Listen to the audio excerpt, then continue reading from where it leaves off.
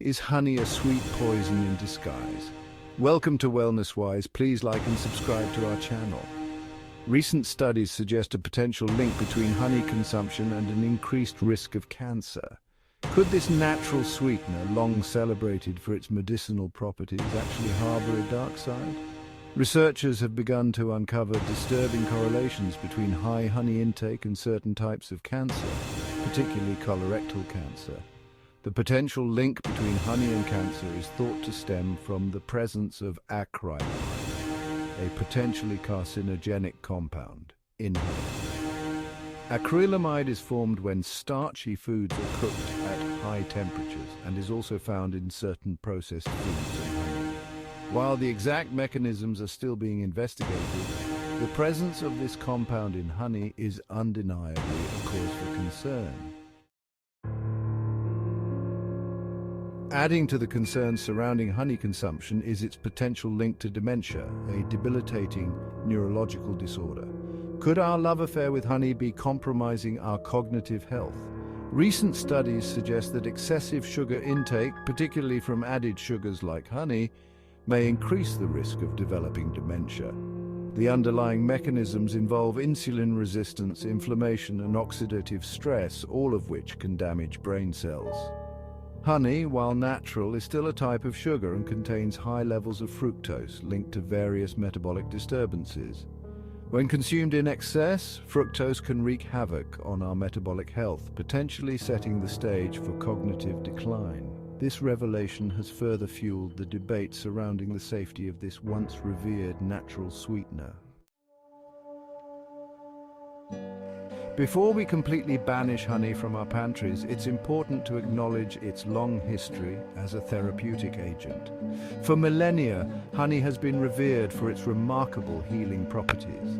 Honey's medicinal virtues stem from its unique composition, including antioxidants, enzymes, amino acids, and vitamins. One of the most well-documented benefits of honey is its ability to soothe coughs and sore throats. Honey has also been shown to be an effective wound healer thanks to its potent antimicrobial and anti-inflammatory effects. Furthermore, honey has been traditionally used to alleviate digestive ailments such as indigestion and ulcers. While more research is needed to fully understand honey's therapeutic potential, its long history of use in traditional medicine cannot be ignored.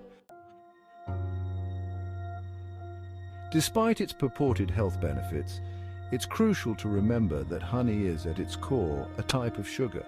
It is primarily composed of fructose and glucose, which can have detrimental effects on our health when consumed in excess.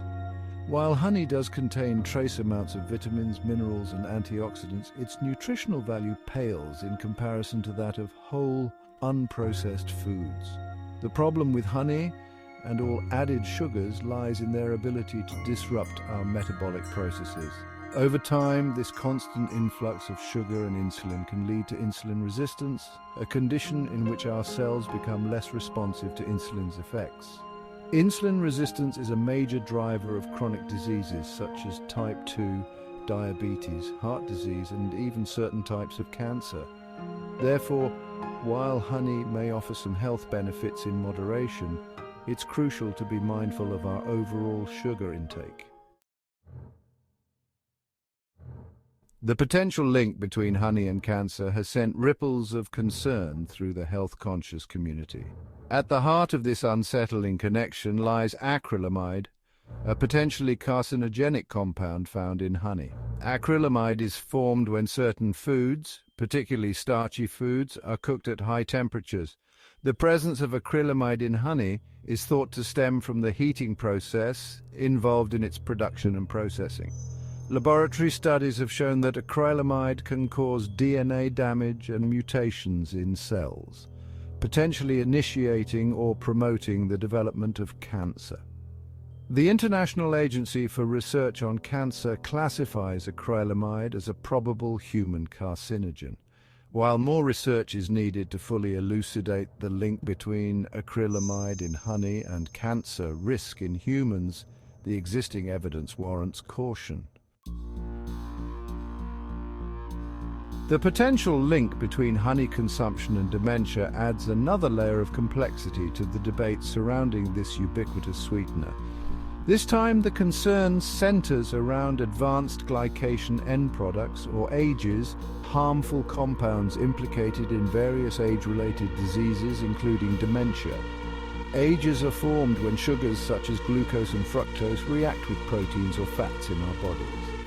Honey, with its high sugar content, particularly fructose, can contribute to age formation in the body. Excessive age accumulation can overwhelm our natural defenses, leading to oxidative stress, inflammation, and cellular damage. In the context of dementia, AGEs are thought to contribute to the development of amyloid plaques and tau tangles, the hallmark brain lesions associated with Alzheimer's disease.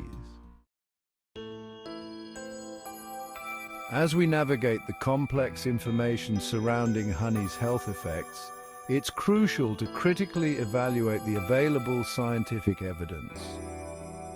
Many of the studies linking honey consumption to adverse health outcomes, such as cancer and dementia, are observational. These studies observe and analyze data from large populations over extended periods. While observational studies can identify correlations between dietary habits and disease risk, they cannot prove cause and effect. To establish a causal link between honey consumption and specific health outcomes, randomized controlled trials, RCTs, are needed. In RCTs, participants are randomly assigned to different groups, with one group receiving the intervention, for example honey, and the other group receiving a placebo or control. This randomization helps to minimize bias and increase the reliability of the study findings. The scientific community is often abuzz with debate and disagreement, and the realm of nutrition science is no exception. Conflicting opinions and interpretations of research findings are common, leaving consumers bewildered and unsure of whom to trust. When it comes to honey, the debate is particularly heated. Proponents of honey consumption often point to its long history of use in traditional medicine and its purported health benefits. Critics emphasize its high sugar content, particularly fructose, and its potential to contribute to metabolic disturbances and chronic diseases. Navigating this sea of conflicting opinions can be challenging. Consulting with a qualified healthcare professional can provide personalized guidance tailored to individual needs and health goals. As we delve deeper into the complexities of honey's health effects, one thing becomes abundantly clear. More research is needed. While the existing body of evidence provides valuable insights, there are still many unanswered questions and areas that require further investigation.